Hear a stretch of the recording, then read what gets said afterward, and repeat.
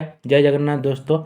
आज हम बात करेंगे इस वर्ल्ड कप का सबसे heart broke moment, India versus Australia का फाइनल, जो शायद इस साल का सबसे बड़ा सदमा हम फैन लोगों के लिए था। एज एक्सपेक्टेड था कि आज इंडिया 12 साल बाद वो वर्ल्ड कप ड्राउट को दूर करेगा, लेकिन वो हो नहीं पाया। मैं जानता हूँ एक दिन लेट से वीडियो आ रहा है, क्योंकि कल वो वीडियो बनाने के मेंटलिटी में भी मैं नहीं था। क्यों इतना एक्सपेक्टेशन जब हार्ट होता है ना, तब बुरा है तो लगता है। ये नहीं था कि पिछले सालों में क्या इंडिया हाँ जाता था, लेकिन पूरा फेवरेट होके नहीं जाता था। इस बार सब कुछ फॉल हो रहा था राइट प्लेस में। इंडिया फॉर्म में था, 11 से 10 प्लेयर हमारे फॉर्म में थे, बॉलिंग बैटिंग सब में फॉर्म में था। तो ये वर्ल्ड कप हमारा ही था। जो ऑस्ट्रेलिया जो नॉकआउट के किंग्स है, वो फिर से दिखा दिए क्यों वो नॉकआउट्स का किंग है। एक 1.3 लाख पीपुल के आगे, अपने होम क्राउड के आगे, सब कुछ उनके अगेंस्ट था, फिर भी उन्होंने इंडिया को हरा दिया। और ये नहीं था कि इंडिया का स्टार्ट खराब हुआ था। गिल बहुत जल्दी आउट हो गया था, लेकिन फिर रोहित का वो फिर से एक बार क्विक फायर नॉक आया। लेकिन फिर 47 में वही जो चलता जा रहा था कि सेल्फलेस इनिंग्स वही हुआ। फिर 47 में फिर से एक बड़ा शॉट मार के आउट हुए। उस ओवर में 10 रन आ चुका था।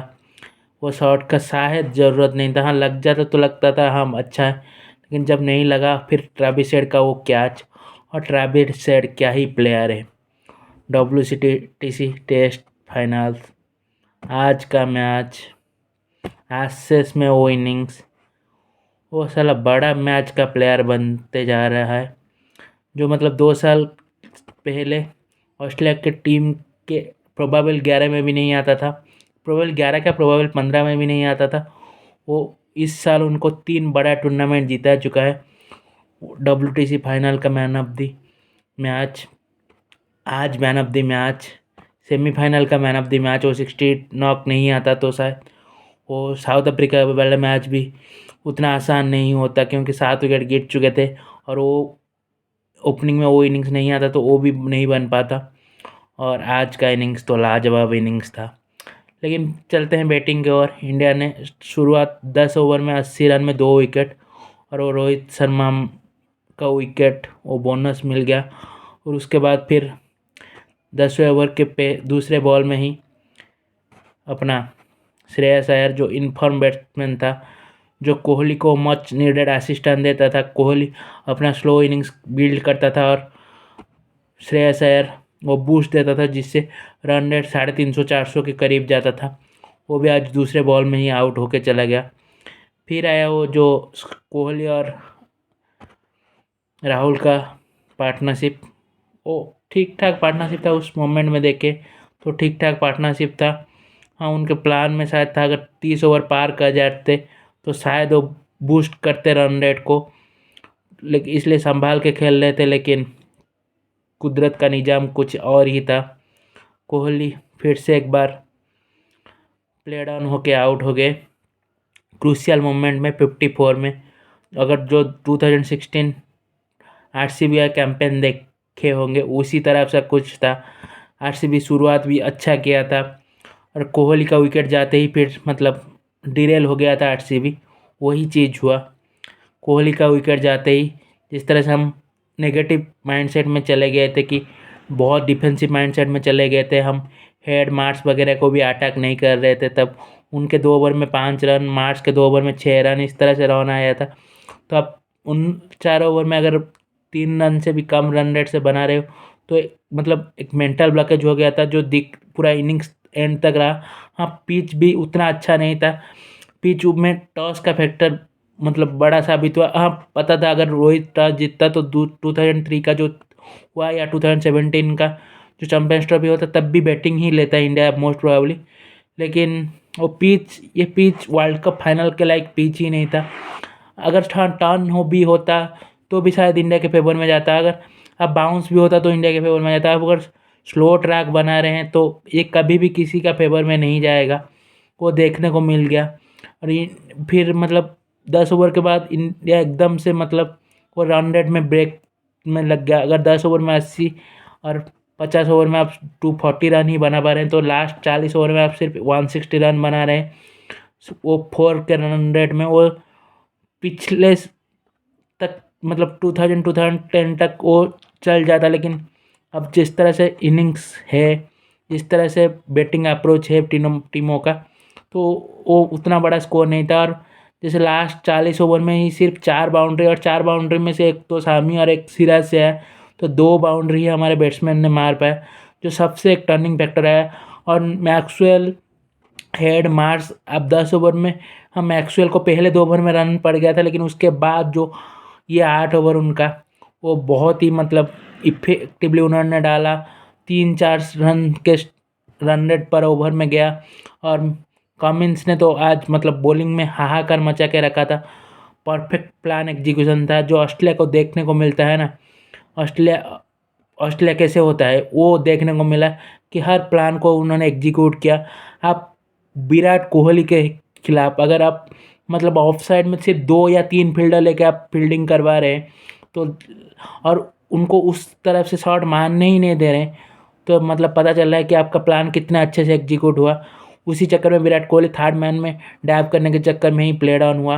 उसके बाद फिर लगा कि हाँ कुछ जाडेजा अगर कुछ ऐड कर लेता, उसके बाद सूर्या आके लास्ट को एक्सप्लोसिव इनिंग्स दे पाता, लेकिन फिर वही हुआ, जाडेजा 9 रन बना के आउट हो गए। और राहुल और सूर्या का वो लग रहा था कि अगर और 2-3 ओवर टिक जाते तो उसके बाद शायद हीट आ जाता ठीक, लेकिन तभी राहुल का विकेट 66 में चला गया। और सूर्या कोई पिच तो रास ही नहीं आया, उनको खिलाफ वही प्लान एग्जीक्यूट हुआ, slow bouncer, slow short pitch ball, जो उनका हिटिंग आर्क था उनको उसमें ही नहीं दिए। अगर बाउंड्री बाहर मारना ही है तो आपको बड़ा हिट लगाना पड़ेगा, और यहाँ पे छोटा बाउंड्री भी नहीं, 74 मीटर का बाउंड्री है, तो स्लो बॉल में उस बाउंड्री को टपाना भी आसान नहीं होगा। और वही हुआ एज एक्सपेक्टेड। सूर्या ही एकमात्र प्लेयर है जिस ये वर्ल्ड कप में जिसने चला ही नहीं। और इंडिया अल्टीमेटली 50 ओवर में 240 रन, और पहले बार इंडिया ऑल आउट हुआ। 240 रन था तो लगा शायद इंडिया कुछ तो फाइट करेगा, क्योंकि हम देखें इस वर्ल्ड कप में कितना अच्छा बॉलिंग हुआ है इंडिया का। लेकिन फिर पहले बॉल में अगर कैच मिस होना, थोड़ा तो ऑस्ट्रेलिया के फेवर में लग गया। लेकिन फिर सामी को लेके आया रोहित शर्मा, और उन्होंने पहले बॉल में विकेट लेके दिया, तब लगा कि हाँ कुछ होगा। लेकिन वो सामी लगे नहीं। उस पहले बॉल के बाद, वो पहले बॉल भी इतना अच्छा नहीं था, लेकिन उस पहले बॉल के बाद वो पूरा लाइन से भटके। बुमराह ने 2 विकेट जरूर लिया, मार्श और स्मिथ का। बुमराह ही एकमात्र बॉलर लगे जो मतलब वो पेनिट्रेटिव लगे कि हाँ वो इस पिच में बॉलिंग विकेट लेने के और लगे। और हम बोल सकते हैं रुई का धागा था, जिस तरह से मतलब हम सिराज से ही शुरुआत करते थे, और सिराज अगर शुरुआत नहीं कर रहा है तो आप सिराज के इफेक्टिवनेस को भी ख़त्म कर दे रहे हैं। ये शायद एक छोटा सा गलती था, और हम मैच देखने के बाद वो बोलते हैं गलती है, शायद वो छोटा सा गलती था। सिराज को फास्ट चेंज मतलब दूसरे एंड से ना लाना, क्योंकि सामी हमारा फास्ट चेंज बॉलर बहुत ही अच्छा बॉलिंग कर रहा था। और वो ओपनिंग स्पेल में होता है, और फास्ट चेंज में होता है तो वही बॉलिंग करता है, लेकिन सिराज वो स्पेल में नहीं आएगा तो उतना अच्छा बॉलिंग नहीं कर पाएगा। सिराज को पहले ओवर में ही मतलब एक जीप मिल जाता है ना, तो उससे खतरनाक बॉलर शायद और कोई होता तो 1-2 ओवर ट्राई कर सकते थे। लेकिन ये भी है कि बुमराह का पहले ओवर में 15 रन गया, तो ये लगा कि शायद अगर हम फिर से सिराज के ओवर में 15-16 रन आ जाए तो प्रेशर वो आ जाएगा। लेकिन मेरे हिसाब से सिराज को दूसरा ओवर डालना चाहिए था, क्योंकि अगर सिराज एक भी विकेट ले लेता ना, तब मतलब वो सिराज लिथल हो जाता, और मोहम्मद शामी फास्ट चेंज में तो लिथल होता ही होता है। और फिर एज एक्सपेक्टेड इस पिच में कोई टर्न नहीं था, बाउंस भी उतना नहीं था, तो हमारे स्पिनर भी उतने इफेक्टिव नहीं हो पाए। और 10 ओवर के बाद वो मार्स का विकेट जाना और स्मिथ का विकेट जाने के बाद थोड़ा सा तो इंडिया टॉप में आता है। 10 ओवर में 47 रन में अगर 3 विकेट ले रहे हैं, और इंडिया जिस तरह से खेला है, और ऑस्ट्रेलिया का प्रदर्शन उतना भी अच्छा नहीं था, लेकिन हेड एज हेड फिर से स्पेशल इनिंग्स जो WTC फाइनल में देखा गया था, वही स्पेशल इनिंग्स 2-3 बार उसका बैट के किनारे से बॉल छूते छूते निकल गया, जो शायद इंडिया का लक होता तो लक के विकेट भी जा सकता था, लेकिन हुआ ही नहीं। शायद ये वर्ल्ड कप इंडिया के लक में लिखा नहीं था और हमारा बैड लक था। और ये नहीं कि बॉलर ने ट्राई नहीं किया, और जैसे जैसे वक्त बीतता गया और पिच बहुत ही आसान होते गया और देखने को मिला कि बॉल जिस तरह से इंडिया इनिंग्स में बहुत स्लो आ रहा था और बॉल रुक के आ रहा था, वो देखने को नहीं मिला। बॉल स्कीड हो रहा था, जिससे हेड को आसानी हो गया बाउंड्री हिट करना, और हेड दिखा दिया कि वो क्यों उस तरह एक्सप्लोसिव बैट्समैन है। वार्नर के होते भी अगर कोई बैट्समैन ऑस्ट्रेलिया की टीम में साइन कर रहा है ओपनर के हिसाब से, तो आप पता कर सकते हो कितना बड़ा प्लेयर है। और हेड शायद 28-29 का है, तो आगे वाले दिन में जिस तरह से माइंड सेट है, तो हेड शायद ऑस्ट्रेलिया का वो वार्नर का कमी आगे जाके भर सकता है। और 3 मैच में अगर आप 3 बड़े मैच में आप अगर परफॉर्मेंस दे चुके हैं, WTC फाइनल, आज का मैच और एशेज में, तो ऑलरेडी आप ग्रेट हो चुके हैं। और 137 रन का वो इनिंग्स इंडिया के हार्ट ब्रेक करने के लिए बहुत था। और क्या ही बोले, जैसे तो होता है ना, बाकी वर्ल्ड कप में थोड़ा गुस्सा होता था, इंडिया खराब खेलता था, लेकिन ये वर्ल्ड कप शायद वो दुखी वाला वर्ल्ड कप है, जो हमें पता था कि इंडिया ही इसका फेवरेट है। इंडिया ही मतलब वही टीम था जो ये वर्ल्ड कप उठाने वाला था, क्योंकि वही सबसे अच्छा इस टूर्नामेंट में इंडिया ही नहीं खेले थे। अगर हम 2011 के बाद से देखें, हाँ 2014 में श्रीलंका वो टूर्नामेंट डोमिनेट करके आया था। 2015 में हाँ इंडिया डोमिनेट किया था, लेकिन न्यू प्लेयर था तो उतना ये नहीं था। 2016 में हमारा बॉलिंग ख़राब हुआ था। 2017 में हमारा दिन नहीं था। 2019 में भी वो कंडीशन हमारे खिलाफ था। 2021 वो वर्ल्ड WTC फाइनल न्यूजीलैंड के खिलाफ, वो कंडीशन ही न्यूजीलैंड को फेवर कर रहा था। और 2023 में भी ऑस्ट्रेलिया एज ए फेवरेट आया था। 2020 वर्ल्ड कप में इंग्लैंड फेवरेट आया था। लेकिन इस वर्ल्ड कप में जिस तरह से हम इंडिया फेवरेट आया था, जिस तरह से परफॉर्मेंस था, 10 से 10 जीता था, ऑस्ट्रेलिया को पहले हरा चुका था, तो ये वर्ल्ड कप इंडिया का ही था जो बैड लक था। और ये वर्ल्ड कप बुरा लगता है रोहित शर्मा, विराट कोहली, हर किसी के लिए बुरा लगता है। उन्होंने अपना 100% दे दिया, लेकिन वो जो होता है ना 20 से 30 ओवर और पिच का फैक्टर, वो थोड़ा इंडिया के अगेंस्ट चला गया, जिसके वजह से इंडिया वही वर्ल्ड कप जीत नहीं पाया। और 130 करोड़ इंडियन, शायद उनमें से 110 करोड़ तो वो क्रिकेट प्रेमी हो गए ही होंगे, उन सब का दिल टूटा है। और रोहित शर्मा को आंखों में आंसू, सिराज के आंखों के आंसू, वो सीन कुछ अलग ही था। Virat player of the match लेते वक्त भी लगा कि वो खुशी नहीं था। 3 बार वो प्लेयर ऑफ द टूर्नामेंट बनने के बाद भी इंडिया को वर्ल्ड कप जिताने में वो बंदा कामयाब नहीं हो पा रहा है। वो बंदा अपना हर कुछ दे चुका था। रोहित मतलब कैप्टनशिप का हर डिसीजन उनका ऑलमोस्ट सही था। सामी, बुमराह, और बुमराह तो आज भी बहुत अच्छा बॉलिंग किया। सामी, राहुल का वो रिस्पॉन्सिबल इनिंग्स, श्रेयस का परफॉर्मेंस, जाडेजा, कुलदीप का परफॉर्मेंस, हर कुछ सही था। लेकिन वही है ना, दिन हमारा नहीं था। हम वही ऑस्ट्रेलिया जितना भी बुरा खेले, जितना भी ये खेले, उनको बिग टूर्नामेंट, बिग ट्रॉफी वो उठाना आता है, वो देखने को मिल गया।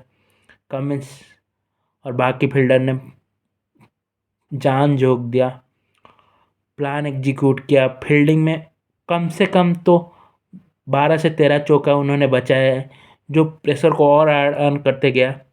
अगर वो 12-13 चौका भी आ जाता ना, तो 30-40 रन अगर और ज़्यादा मिल जाता ना, तो शायद वो जो मार्नस लाबुशैन डिफेंस करके खेल रहा था ना, वो उसको भी रिस्क लेना पड़ता।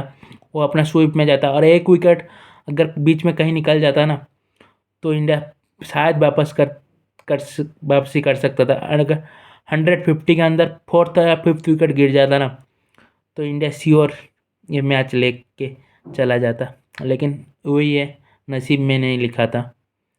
और hats up to team India, they played best, but it's not our day and somebody played better in that day. So Australia, congratulations for your World Cup victory, and Indian, you played great. You own our heart. Just we did not own the trophy, and that's only the thing that affects us. और वैसा कुछ बात नहीं है। देखते हैं 2020 world cup है, अगर पांड्या और जाडेजा तब फिट रहे तो इंडिया का कॉम्बिनेशन बन जाएगा। और न्यू प्लेयर भी आएंगे, कोहली, उसके बाद रिंकू सिंह वगैरह आएंगे, जसवाल वगैरह आएंगे, तो शायद 2024 का वर्ल्ड कप देखते हैं अगर इंडिया उठा सके। Hope for the best, hello India. और आज रहते हैं, थोड़ा लाइक कर दीजिए, सब्सक्राइब कर दीजिए, और अगले बार शायद क्रिकेट का वीडियो ना आए, हम कुछ अलग टॉपिक में वीडियो लाएंगे। कुछ टॉपिक मेरे दिमाग में चल रहा है, उस बारे में बात करेंगे। देखते हैं कैसे आगे चैनल में किस तरह के वीडियो आता है। वेट करते रहिए, लाइक करिए, सब्सक्राइब करिए, और कमेंट भी कर दीजिए, और मुस्कुराहट बनाए रखिए। इस दुख में भी थोड़ा मुस्कुराइए। जय भारत, जय जगन्नाथ।